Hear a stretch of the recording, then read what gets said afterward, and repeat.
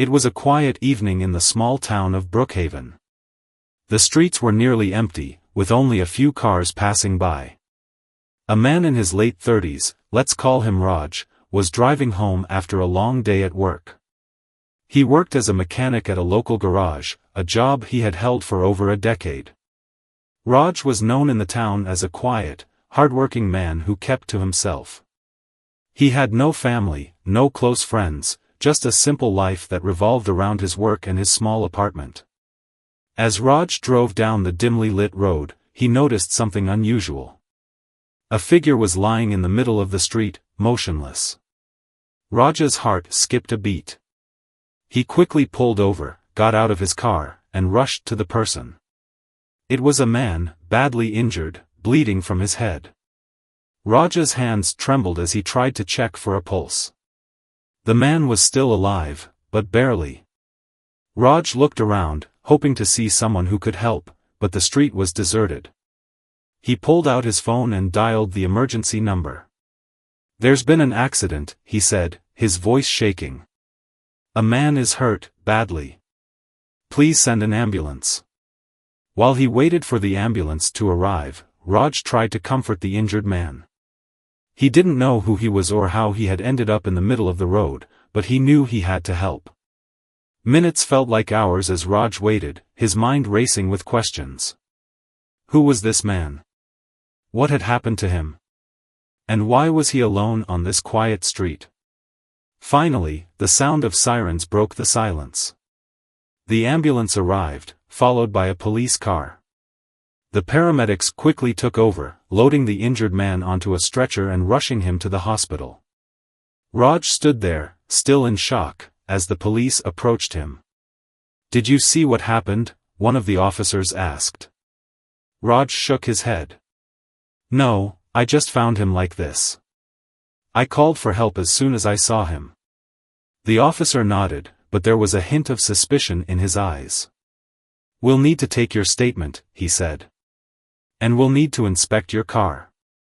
Raj didn't understand why they needed to inspect his car, but he cooperated. He had nothing to hide. He gave his statement, answered their questions, and allowed them to look at his vehicle. He thought that would be the end of it. He had done the right thing by stopping and calling for help. But little did he know, his life was about to take a dramatic turn. The next morning, Raj was at work when two police officers walked into the garage. They asked him to come with them to the station for further questioning. Raj was confused but agreed, thinking it was just a formality. But when they arrived at the station, he was told that he was being charged with hit and run. Raj couldn't believe what he was hearing. "What are you talking about?" he asked, his voice rising. "I didn't hit anyone. I found him lying in the road and called for help." The officers didn't seem convinced. They told him that there was evidence linking his car to the accident. Raj's mind raced. What evidence? He hadn't hit anyone. He had only tried to help. But the more he protested, the more it seemed like they had already made up their minds. Raj was arrested and taken to a holding cell. He sat there, stunned, trying to make sense of what was happening. How could this be happening to him? He had always been a law-abiding citizen, someone who tried to do the right thing. And now, he was being accused of a crime he didn't commit. As the hours passed, Raj's confusion turned to fear. He didn't have the money to hire a lawyer, and he didn't know anyone who could help him. He was alone, trapped in a nightmare that he couldn't wake up from. Meanwhile, at the hospital, the injured man was fighting for his life. The doctors had managed to stabilize him, but he was still unconscious. The police had no idea who he was. He had no identification on him, and no one had come forward to claim him. But as they dug deeper, they began to uncover something that would shock everyone involved. The man in the hospital bed wasn't just a random victim. He was someone with connections, someone who had been involved in something much bigger than a simple hit and run. And as the police started to piece together the puzzle, they realized that this case was far more complicated than they had initially thought. But for Raj, sitting in his cell, none of this mattered. All he knew was that he was being accused of a crime he didn't commit, and he had no way to prove his innocence. His life, as he knew it, was over. Or so he thought. Little did Raj know, the truth was about to come out in a way that no one could have predicted. The identity of the victim would uncover a scandal that would rock the town to its core, and Raj would find himself at the center of a storm that would change everything. Raj sat in the cold, dimly lit cell, his mind racing. He couldn't understand how things had gone so wrong so quickly. Just a day ago, he was a free man, living a simple life. Now, he was behind bars, accused of a crime he didn't commit. The weight of the situation pressed down on him, and he felt a deep sense of helplessness. He had no one to turn to, no one to vouch for him. All he could do was wait and hope that the truth would come out. Meanwhile, at the police station, the investigation was gaining momentum. The officers had initially thought it was a straightforward case, a hit and run with a clear suspect. But as they began to dig deeper, they realized there was more to the story. The injured man, still unconscious in the hospital, was a mystery. No one knew who he was or where he had come from. He had no ID, no wallet, nothing that could help identify him. The only clue they had was the man's clothing, a well-tailored suit that suggested he wasn't from Brookhaven, a town where most people dressed casually. The police decided to widen their search. They contacted nearby towns and cities, asking if anyone had reported a missing person matching the victim's description. They also began reviewing security camera footage from the area where the accident had occurred. The footage was grainy, but it showed a car speeding away from the scene shortly after the man was hit. The car matched the description of Raj's vehicle, which was why they had initially suspected him. But as they looked closer, they noticed something odd. The car in the footage had a small sticker on the rear window, something Raj's car didn't have. This discrepancy raised questions. If Raj's car didn't have the sticker, was it possible that another car, similar to his, was involved? The officers began to doubt their initial conclusion. They decided to re-examine the evidence, starting with Raj's car. They brought in a forensic team to inspect the vehicle for any signs of damage or blood that would link it to the accident. To their surprise, they found nothing. There were no dents, no scratches, no traces of blood. It was as if Raj's car had never been involved in a collision. The officers were puzzled. If Raj hadn't hit the man, then who had? And why had the victim been left in the middle of the road? The case was becoming more complicated by the minute. They decided to question Raj again, this time with a more open mind. Raj was brought into the interrogation room, his hands cuffed, his face pale and tired. The officers sat across from him, their expressions less hostile than before. "We need to ask you some more questions," one of them said. "We're trying to figure out what really happened." Raj nodded, relieved that they were at least willing to listen. He told them everything he could remember, how he had been driving home, how he had seen the man lying in the road, how he had called for help. He repeated that he had nothing to do with the accident, that he had only tried to help. The officers listened carefully, taking notes. When Raj finished, one of them leaned forward. "Is there anything else you can tell us? Anything unusual you noticed that night?" Raj thought for a moment. "There was one thing," he said slowly. "When I pulled over, I thought I heard another car driving away. It was dark, so I couldn't see it clearly, but I'm pretty sure there was another car on the road." This was new information. The officers exchanged glances. If there had been another car, it could explain why the victim was left in the road. Perhaps the real culprit had fled the scene, leaving Raj to take the blame. The officers decided to follow this lead.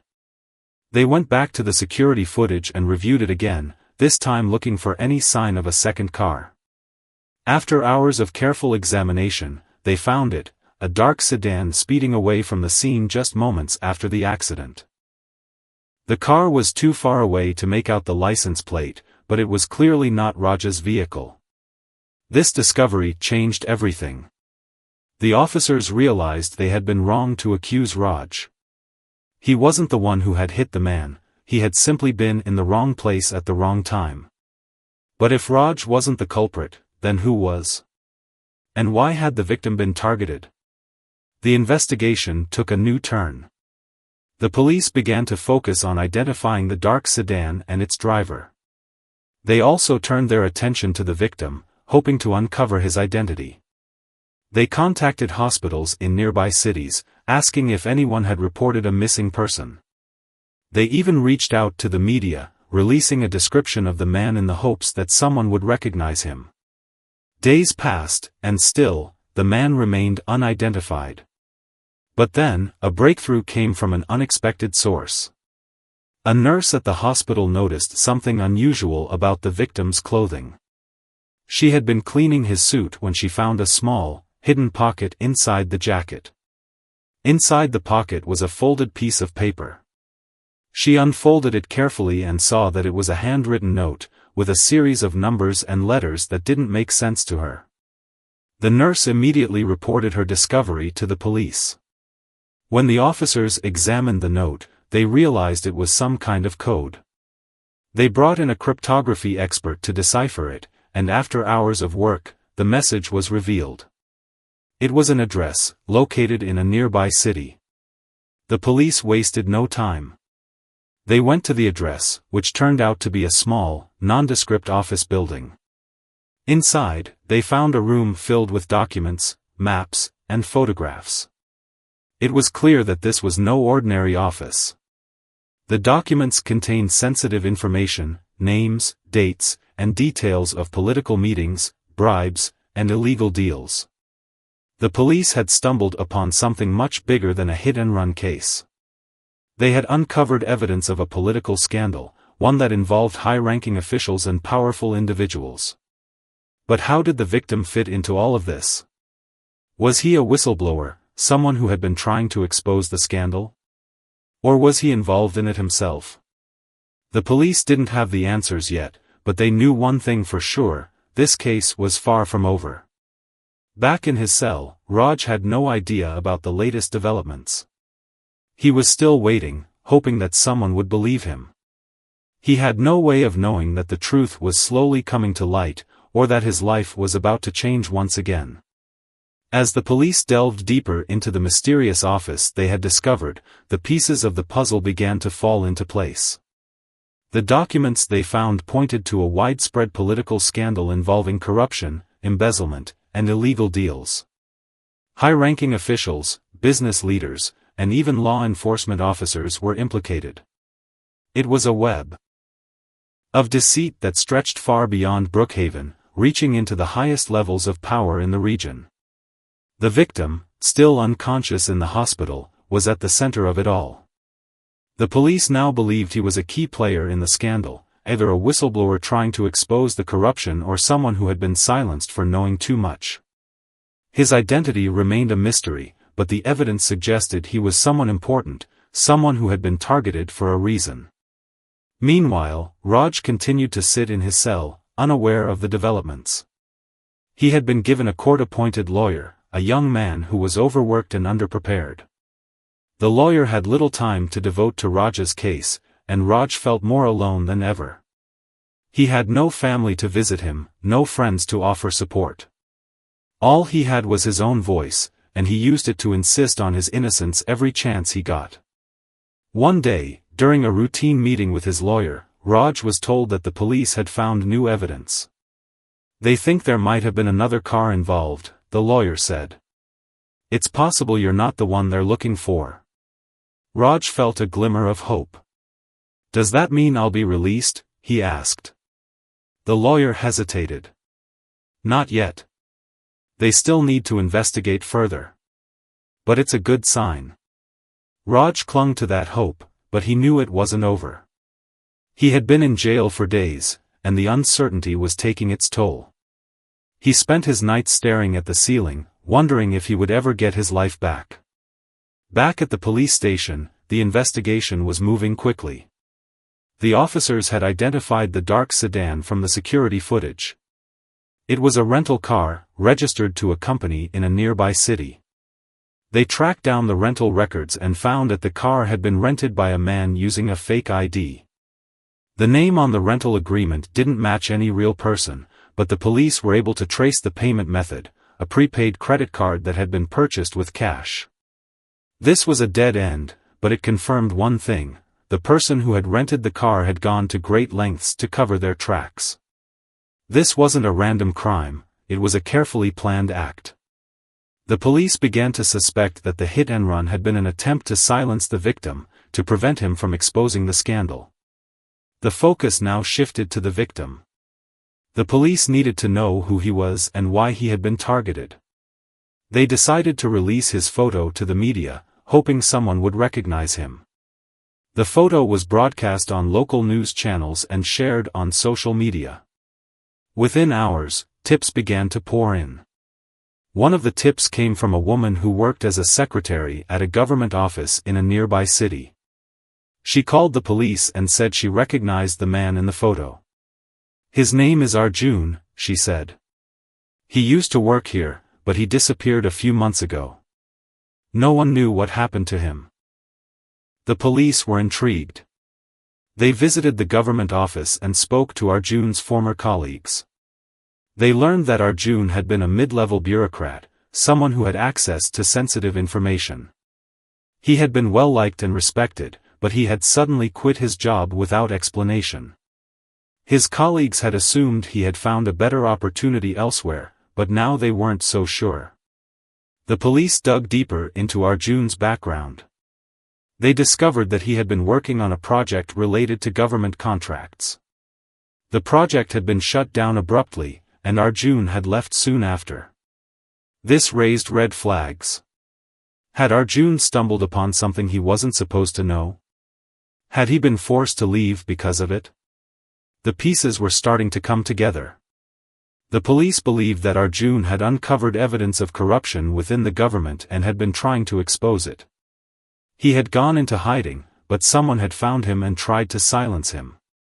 The hit and run wasn't an accident, it was an assassination attempt. But there was still one big question: who had ordered the hit? The police knew they were dealing with powerful people, individuals who would stop at nothing to protect their secrets. They had to be careful. One wrong move, and the entire investigation could fall apart. Meanwhile, Arjun's condition in the hospital remained critical. He had undergone multiple surgeries, but he was still in a coma. The doctors weren't sure if he would wake up, and even if he did, there was no guarantee he would be able to speak or remember what had happened. The police knew they were running out of time. They needed to find the person who had tried to kill Arjun before they could strike again. They also needed to clear Raja's name. He had been wrongfully accused, and the longer he stayed in jail, the greater the risk of the real culprit escaping justice. The officers decided to revisit the scene of the accident. They combed the area for any clues they might have missed. This time, they found something: a small, broken piece of plastic that had been lodged in the grass near the road. It was a fragment of a car's headlight, and it didn't match Raja's vehicle. The police sent it to the lab for analysis, hoping it would lead them to the dark sedan. As they waited for the results, the police received another tip. This one came from a mechanic who worked at a garage in a nearby town. He had seen the news about Arjun and remembered something unusual. A few days before the accident, a man had come into the garage driving a dark sedan. The car had a damaged headlight, and the man had paid in cash to have it repaired quickly. The mechanic thought nothing of it at the time, but now he wondered if it was connected to the hit and run. The police rushed to the garage and questioned the mechanic. He described the man who had brought in the car: a tall, well-dressed individual who seemed nervous and in a hurry. The mechanic couldn't remember much else, but he did recall that the man had an accent, something that suggested he wasn't from the area. This was the break the police had been waiting for. They now had a description of the suspect and a possible lead on the car. They began to search for the dark sedan, checking security cameras and toll records. It was a long shot, but they had to try. Back in his cell, Raj remained in the dark about the progress of the investigation. He had no way of knowing that the police were close to finding the real culprit. All he could do was wait and hope that the truth would come out before it was too late. The police were now fully focused on finding the dark sedan and the mysterious man who had brought it to the garage for repairs. The mechanic's description of the suspect, tall, well-dressed, and nervous, was vague, but it was the best lead they had. They circulated the description to all units and expanded their search to neighboring towns and cities. They also reached out to car rental companies, hoping to find a match for the sedan. Days turned into nights as the investigation continued. The pressure was mounting. The media had caught wind of the case, and headlines about the hit and run and the political scandal were splashed across newspapers and TV screens. The public was demanding answers, and the police knew they had to act fast. Meanwhile, Raj's situation remained unchanged. He was still in jail, still waiting for someone to believe him. His court-appointed lawyer had managed to get him a bail hearing, but the judge had denied the request, citing the seriousness of the charges. Raj felt like he was trapped in a nightmare with no way out. He spent his days pacing his cell, his mind filled with questions. Would he ever be free again? Would the truth ever come to light? Back at the police station, the forensic lab had finished analyzing the broken piece of plastic found at the scene of the accident. It was indeed from a headlight, and it matched the make and model of the dark sedan. This confirmed that the sedan had been involved in the hit and run, and it gave the police a specific vehicle to look for. The breakthrough came when a patrol officer spotted a dark sedan parked in an alley in a nearby town. The car matched the description, and upon closer inspection, the officer noticed that the headlight had been recently replaced. The officer called it in, and within minutes, a team of detectives arrived at the scene. The car was empty, but the police decided to stake it out, hoping the driver would return. Hours passed, and just as they were about to give up, a man approached the car. He was tall, well-dressed, and looked around nervously before unlocking the door. The police moved in quickly, surrounding him before he could drive away. The man was taken into custody and brought to the station for questioning. He refused to give his name or answer any questions, but the police were able to identify him through his fingerprints. His name was Vikram, and he had a criminal record, mostly minor offenses, but enough to confirm that he was no stranger to trouble. The police searched the dark sedan and found something that sent chills down their spines. In the trunk was a briefcase filled with documents that matched the ones found in the mysterious office. There were also photographs, some of which showed Arjun meeting with various individuals, including high-ranking officials. It was clear that Vikram had been involved in the attempt to silence Arjun, but the police needed to know who had hired him. The interrogation was intense. Vikram remained silent for hours, but eventually, the pressure got to him. He broke down and confessed that he had been hired to take care of Arjun. He claimed he didn't know who had hired him, he had been contacted through a middleman and paid in cash. He had been given instructions to make the hit look like an accident, which was why he had staged the hit and run. The police were skeptical. They didn't believe that Vikram didn't know who had hired him. They pressed him harder, threatening him with the full weight of the law. Finally, Vikram cracked. He gave them a name that shocked everyone in the room. It was the name of a prominent politician, someone who was well known and respected in the region. This politician had been involved in the government contracts that Arjun had been investigating. The police realized that they were dealing with someone who had the power and resources to cover up the scandal, and to eliminate anyone who got in their way. The police knew they had to move carefully. They couldn't arrest a high-ranking politician without solid evidence. They needed more than Vikram's word, they needed proof. They decided to dig deeper into the politician's background, looking for any connections to the documents found in the office and the sedan. Meanwhile, Arjun's condition in the hospital had improved slightly. He was still in a coma, but the doctors were cautiously optimistic. They told the police that if he woke up, he might be able to provide crucial information about the scandal. The police stationed officers outside his room, ensuring that no one could get to him.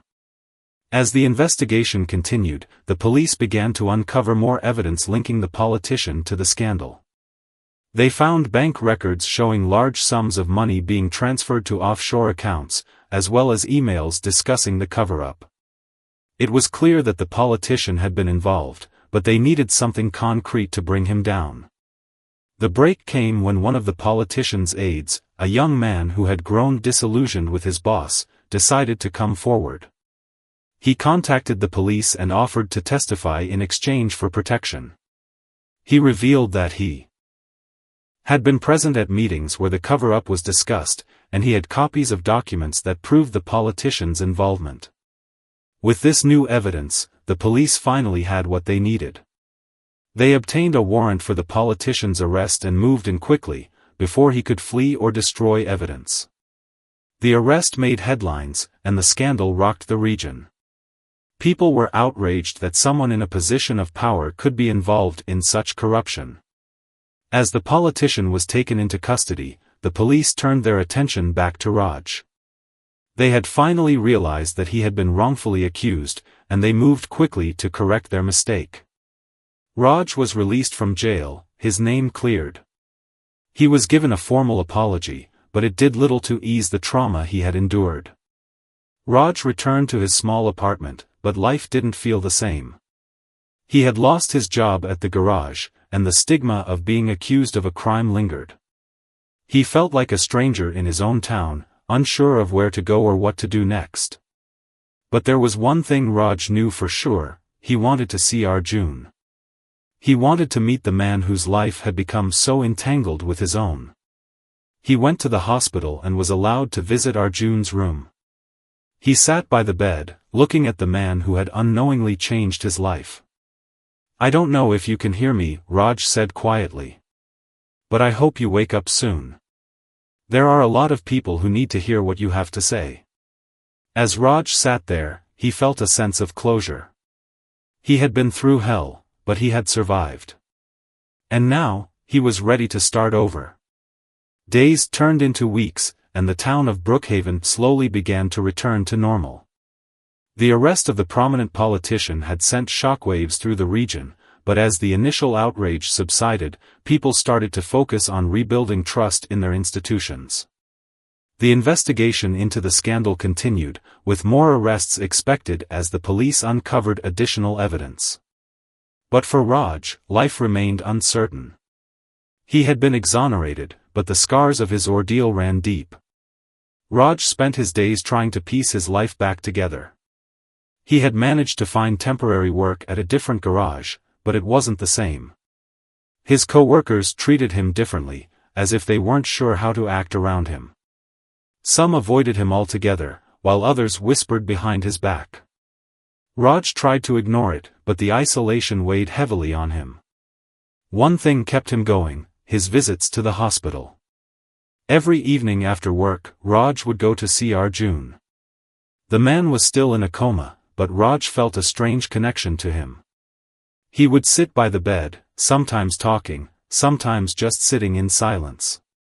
He didn't know if Arjun could hear him, but it felt like the right thing to do. One evening, as Raj was about to leave the hospital, something unexpected happened. He was standing by the door, saying his usual quiet goodbye, when he noticed a faint movement. At first, he thought he was imagining it, but then he saw it again: Arjun's fingers twitching. Raj's heart raced as he rushed to the bedside. "Arjun," he said, his voice trembling. "Can you hear me?" There was no response, but Raj was sure he had seen movement. He called for a nurse, who quickly checked Arjun's vitals. The nurse's eyes widened as she looked at the monitor. "His brain activity is increasing," she said. "This could be a sign that he's waking up."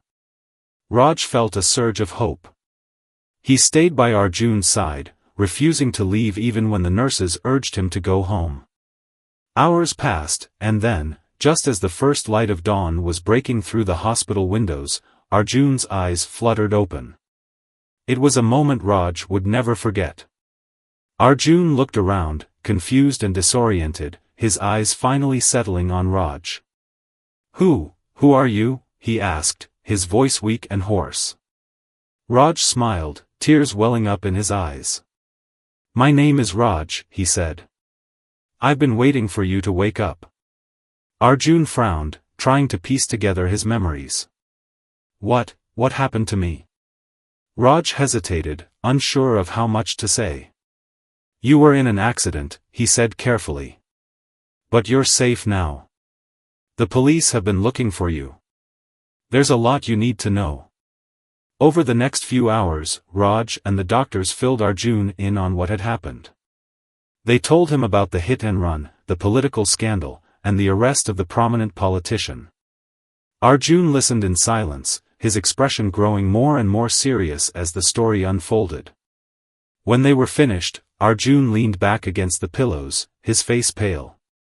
"I didn't think it would go this far," he said quietly. "I just wanted to expose the truth." Raj nodded.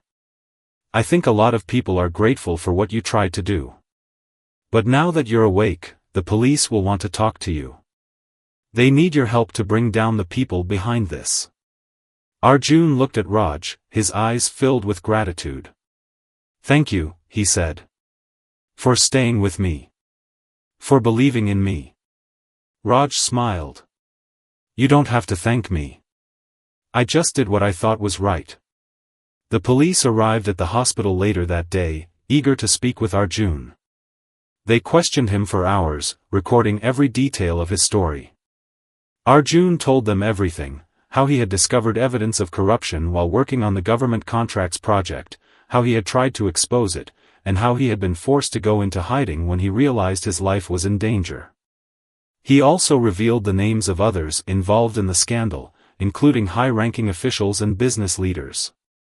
The police were stunned by the scope of the corruption, but they knew they had to act quickly. With Arjun's testimony, they had the evidence they needed to make more arrests. As the investigation continued, Raj found himself drawn into the case in a way he hadn't expected.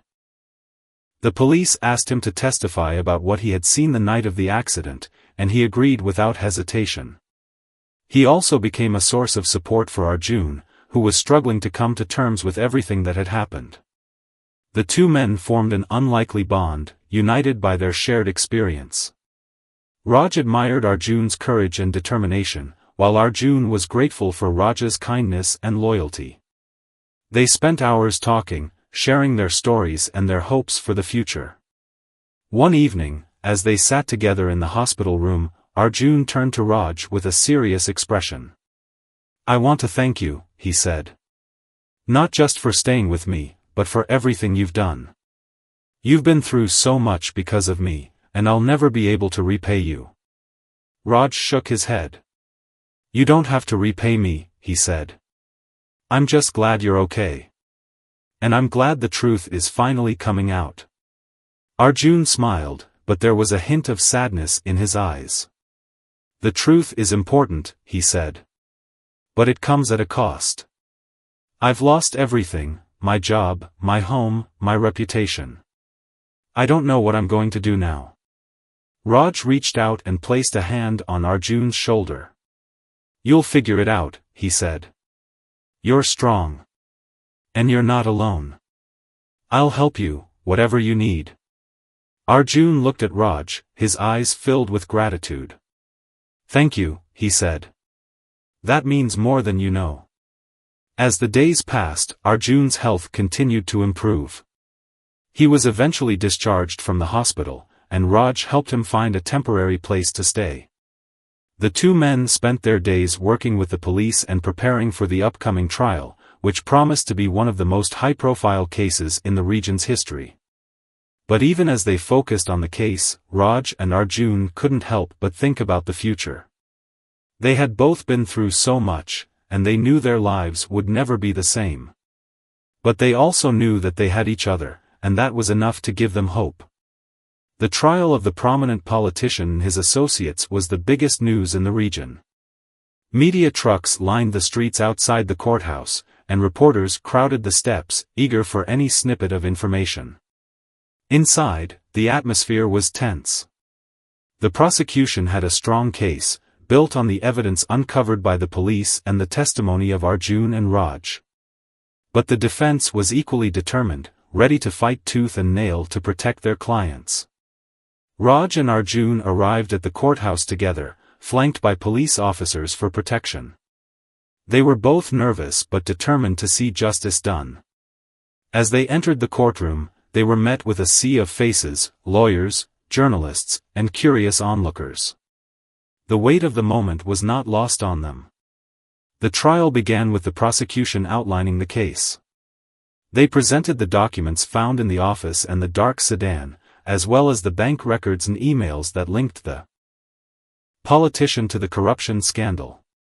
They called witnesses, former colleagues of Arjun, the mechanic who had repaired the sedan, and Vikram, the man who had confessed to staging the hit and run. Vikram's testimony was particularly damning. He described how he had been hired to silence Arjun, and how he had been paid in cash to make the hit look like an accident. He also revealed the name of the middleman who had contacted him, a man who was later identified as one of the politician's aides. The defense tried to discredit Vikram, painting him as a criminal who would say anything to save himself. But the prosecution countered by presenting evidence that corroborated his story, including phone records and surveillance footage. Then it was Arjun's turn to take the stand. He walked to the witness box slowly, his steps measured, his face calm but resolute. As he was sworn in, he glanced at Raj, who gave him a reassuring nod. Arjun began his testimony, recounting how he had discovered the corruption and how he had been forced to go into hiding when he realized his life was in danger. He spoke clearly and confidently, his words carrying the weight of truth. He described the meetings he had attended, the documents he had seen, and the threats he had received. He also revealed the names of others involved in the scandal, including high-ranking officials and business leaders. The defense tried to rattle him, questioning his motives and his credibility. But Arjun remained steadfast, refusing to be intimidated. He knew he was telling the truth, and he was determined to see justice done. Finally, it was Raj's turn to testify. He was nervous as he took the stand, but he reminded himself why he was there. He recounted the night of the accident, describing how he had found Arjun lying in the road and called for help. He also spoke about the days he had spent in jail, wrongfully accused of a crime he didn't commit. The defense tried to cast doubt on Raj's story, suggesting that he had been involved in the hit and run. But Raj held his ground, his voice steady as he insisted on his innocence. He also spoke about the bond he had formed with Arjun, and how they had supported each other through the ordeal. As the trial progressed, it became clear that the prosecution had the upper hand. The evidence was overwhelming, and the testimony of Arjun and Raj was compelling. The defense tried to create reasonable doubt, but they were fighting an uphill battle. The turning point came when the prosecution called the politician's former aide to the stand. The young man had agreed to testify in exchange for immunity, and his testimony was explosive. He described how the politician had orchestrated the cover-up, using his power and influence to silence anyone who threatened to expose the scandal. He also revealed that the politician had ordered the hit on Arjun, fearing that he would reveal the truth. The aide's testimony was corroborated by phone records and emails, leaving the defense with little room to maneuver. The trial lasted for weeks, with both sides presenting their cases in painstaking detail. Finally, it was time for the closing arguments. The prosecution urged the jury to deliver a guilty verdict, emphasizing the importance of holding those in power accountable for their actions. The defense, on the other hand, argued that the evidence was circumstantial and that their clients were being unfairly targeted. The jury deliberated for several days, their discussions shrouded in secrecy. The tension in the courtroom was palpable as everyone waited for the verdict. Finally, the jury returned, their faces unreadable as they took their seats. The foreperson stood and read the verdict. On the charge of corruption, we find the defendant guilty. On the charge of conspiracy to commit murder, we find the defendant guilty. On the charge of obstruction of justice, we find the defendant guilty. The courtroom erupted in gasps and murmurs as the verdict was read. The politician and his associates were found guilty on all counts, their faces pale as the reality of their situation sank in. The judge set a date for sentencing, and the defendants were led out of the courtroom in handcuffs. For Raj and Arjun, it was a moment of vindication. They had fought for the truth, and justice had been served. But as they left the courthouse, they knew their journey was far from over. The media descended on them, shouting questions and flashing cameras. Raj and Arjun stayed close together, their bond stronger than ever. They knew they had become symbols of hope and resilience, but they also knew that their lives would never be the same. As they walked away from the courthouse, Raj turned to Arjun.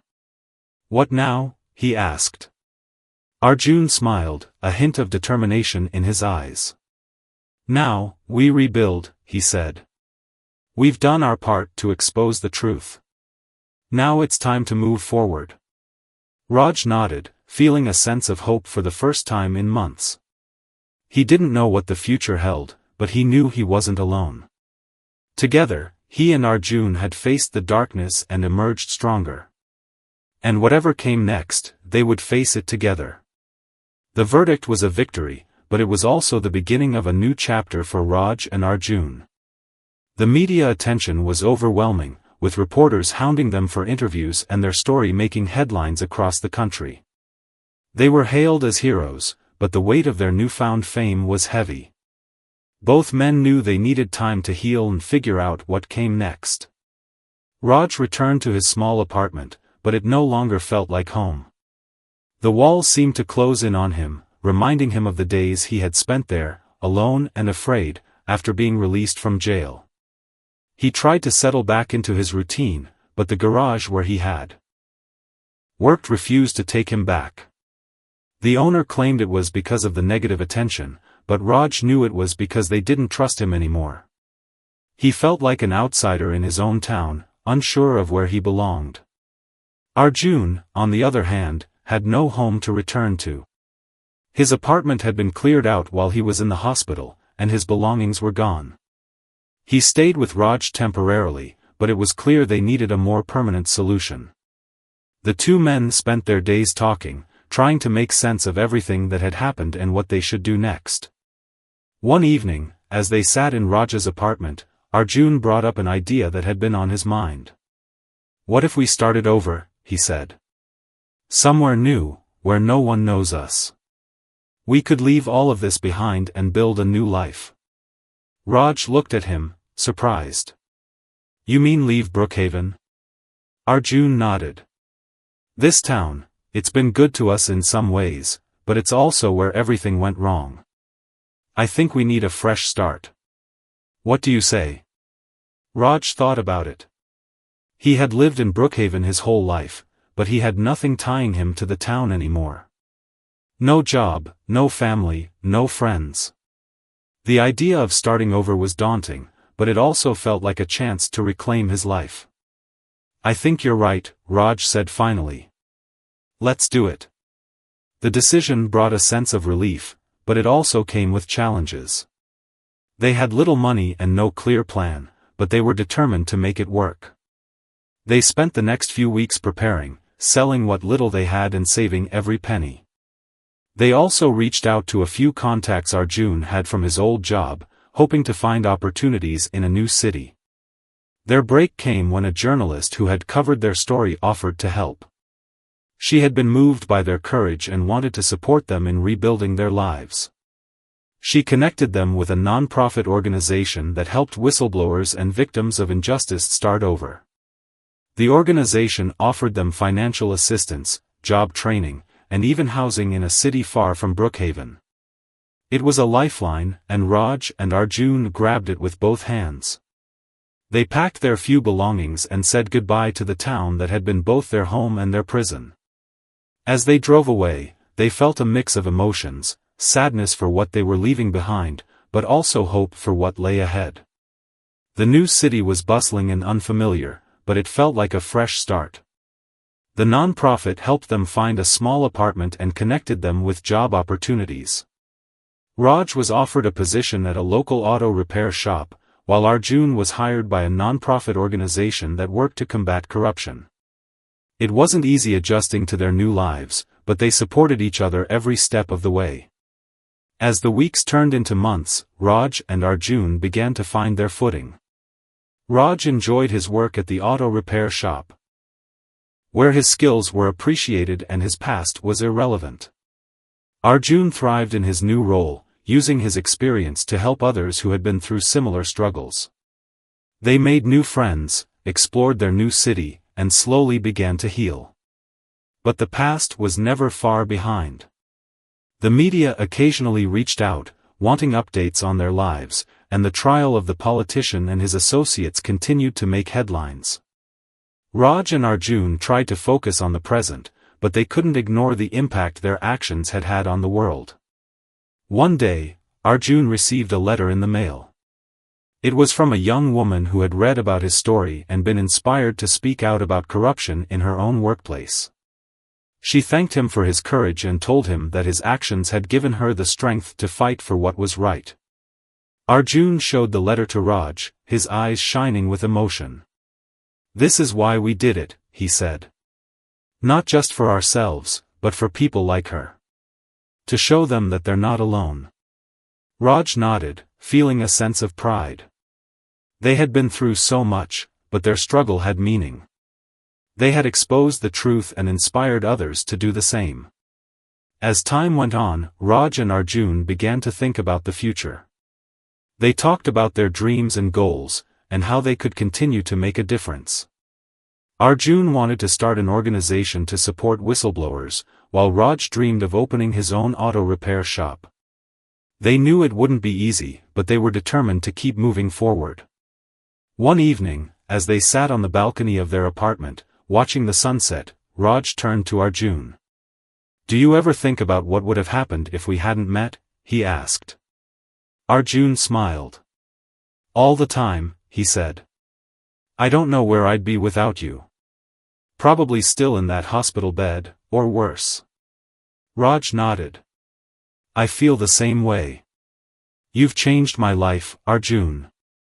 I don't know what the future holds, but I'm glad we're in it together." Arjun reached out and placed a hand on Raj's shoulder. "We've been through hell," he said. "But we made it. And whatever comes next, we'll face it together." As the sun dipped below the horizon, casting a golden glow over the city, Raj and Arjun felt a sense of peace. They had lost so much, but they had also gained something priceless, each other. And with that, they knew they could face whatever the future held. Months turned into a year, and Raj and Arjun had settled into their new lives in the bustling city. The scars of their past were still there, but they had learned to live with them. They had built a routine, a sense of normalcy, and even a small circle of friends who knew nothing about their history. But the bond between them remained unshaken, a quiet strength that carried them through the challenges of starting over. Raj's job at the auto repair shop had become more than just work, it was a place where he felt valued. Despite their busy lives, Raj and Arjun made time for each other. They often spent evenings at Raj's garage, tinkering with cars and sharing stories. They also took trips together, exploring new places and creating new memories. Their bond had grown stronger over time, a testament to the trials they had faced and the trust they had built. One evening, as they sat on the roof of Raj's garage, watching the city lights flicker in the distance, Arjun turned to Raj. "Do you ever think about how far we've come?" he asked. Raj smiled. "All the time. It's hard to believe that just a couple of years ago, we were in that small town, fighting for our lives. Now look at us. You're changing the world, and I've got my own business. It's like a dream." Arjun nodded. "It hasn't been easy, but I wouldn't change a thing. We've turned something terrible into something meaningful. And we've done it together." Raj looked at Arjun, his expression serious. You know, I used to think my life was over when I was in jail. But meeting you, it changed everything. You gave me a reason to keep going. Arjun smiled, his eyes glistening. And you gave me a reason to believe in people again. We've been through so much, but we've come out stronger. And I know whatever comes next, we'll face it together. As the night deepened, the two men sat in comfortable silence, the city humming around them. They had come a long way from the dark days of the hit and run, the trial, and the scandal. They had lost much, but they had also gained something priceless, a second chance at life, and a friendship that had become the foundation of their new beginnings. The future was uncertain, but they were ready for it. They had faced the worst and emerged stronger, and they knew that as long as they had each other, they could overcome anything. Together, they had turned tragedy into triumph, and their story was far from over.